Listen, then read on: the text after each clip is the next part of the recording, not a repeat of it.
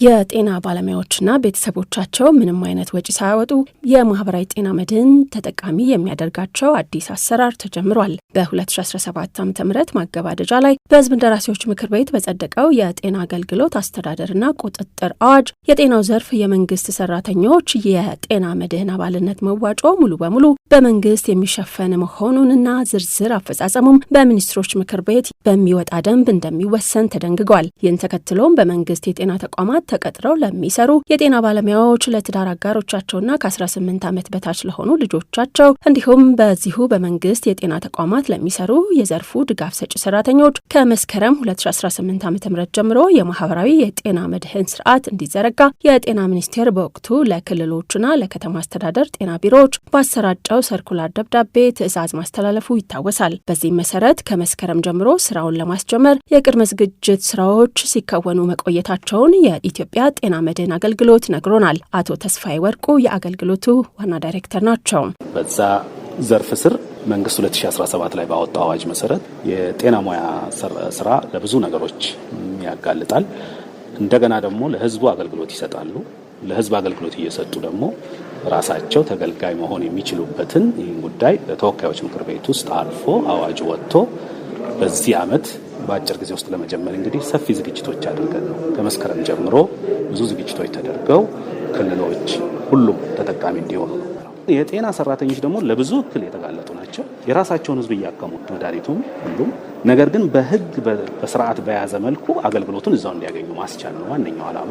በኢትዮጵያ በአሁኑ ወቅት የጤና ባለሙያዎችን ሳይጨምር 63 ሚሊዮን ሰዎች በማህበረሰቡ እንዲሁም በመንግስት በሚደረግ መዋጮ የማህበራዊ የጤና መድህን አገልግሎት ተጠቃሚ ሆነዋል ተብሏል። እስካሁን ድረስ የጤና ባለሙያዎችን ሳያካትት የቆየው የጤና መድህን አገልግሎት ከሰራተኛው 3 በመቶ ከአሰሪው 3 በመቶ በመዋጣት የሚሸፈን ነው። ይሁንና መተግበር በጀመረው በዚህ አሰራር የጤና ባለሙያዎቹ እንዲሁም የዘርፉ ድጋፍ ሰጪ ሰራተኞች መክፈል የነበረባቸውን የ3 በመቶ መዋጮ በአዋጁ መሰረት መንግስት የሚሸፍን በመሆኑ ወጪ ሳያወጡ አገልግሎቱን እንዲጠቀሙ ይደረጋል ተብሏል። ግማሽ ሚሊዮን ለሚጠጉ የዘርፉ ባለሙያዎችም አገልግሎቱን ለመስጠት ውጥን አለ። ይሁንና እስካሁን ድረስ አገልግሎት ለማግኘት የተመዘገቡት 181 ሺህ የጤና ባለሙያዎች ብቻ መሆናቸውን ዋና ዳይሬክተሩ አቶ ተስፋዬ ተናግረዋል። እንደ አጠቃላይ የሚገመተው ከ492 ሺህ በላይ ሰራተኛ ነው ያለው በጤና ዘርፍ። ከዛ ውስጥ አሁን 181 ሺህ ዛሬ ደርሰናል። ምዝገባ ሊኖር ይችላል። ነገር ግን አገልግሎት መጀመር ስላለብን ሀገራችን እንግዲህ እስከ ጤናዋ ኤክስቴንሽን እስከ ታችኛው ቀበሌ ስንሄድ ዲጂታል ሲስተሙን የበለጠ ጥሩ ለማድረግ ሁሉ ቦታ ላይ ተደራሽ ላይሆን ይችላል። ያ የመዘግየት ነገርን ስለሚፈጥር እንጂ በጤናው ዘርፍ ያለው ሁሉ ተጠቃሚ ነው። ይሄ መንግስት በጅቶለት በፊት ከሁለቱ አካላት ከአሰሪውና ከሰራተኛው መዋጮ ይዋጣ የነበረው 3% ግሮስ ደሞዝ 6%ን መንግስት ሸፍኖ አገልግሎቱ እንዲሰጠው በአዋጁ በተሰጠው መሰረት የጤና መድህኑ አገልግሎት አስፈጻሚ አካል ስለሆነ ይህን ጉዳይ ከላይኛው ከፌዴራል መስሪያ ቤቶች እስከ ክልል እስከ ታችኛው ቀበሌ ድረስ ያሉ ኤክስቴንሽኖችን ሁሉ በማጠቃለል እንግዲህ አገልግሎት እንዲያገኙ የተጀመረበት ነው ማለት ነው። የባለሙያዎቹ መረጃ የሚመዘገበው በዲጂታል መንገድ መሆኑ በአንዳንድ የሀገሪቱ አካባቢዎች መዘግየት እንዲኖር ምክንያት ሆኗል ያሉት ዋና ዳይሬክተሩ አዲሱ የጤና መድህን አገልግሎት በጤና ጣቢያ ከሚሰጡ ሕክምናዎች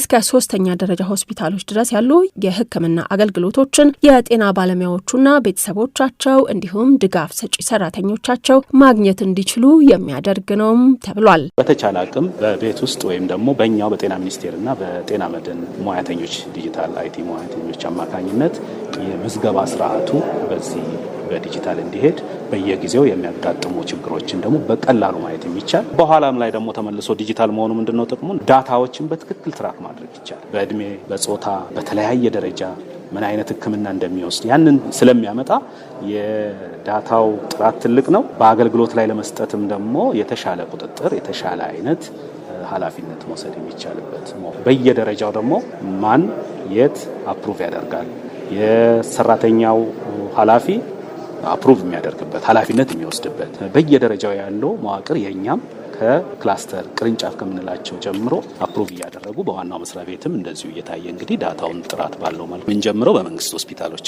ለምን ለጤና መድንን ማህበረሰብ አቀፉንም በአብዛኛው በሚጎሉ ቦታዎች ላይ የከነማ ፋርማሲዎችን የኮሚኒቲ ፋርማሲ በየቦታ ያሉትን የመድኃኒትን ማሟላት ይቻላል። ነገር ግን የራሳችን የመንግስት ራሳቸው የሚሰሩት እዛ ውስጥ ነው። ስለዚህ ያንን ለማድረግ በ4300 በሚጠጉ እንደ ሀገር ባሉ ጤና ጣቢያዎች ከጤና ጣቢያ በላይ ሆስፒታሎች እስከ 3ኛ ደረጃ ሆስፒታል ድረስ የሂደት ሰንሰለቱን ሪፈራሉን ጠብቆ አገልግሎት ያገኛሉ ማለት ነው።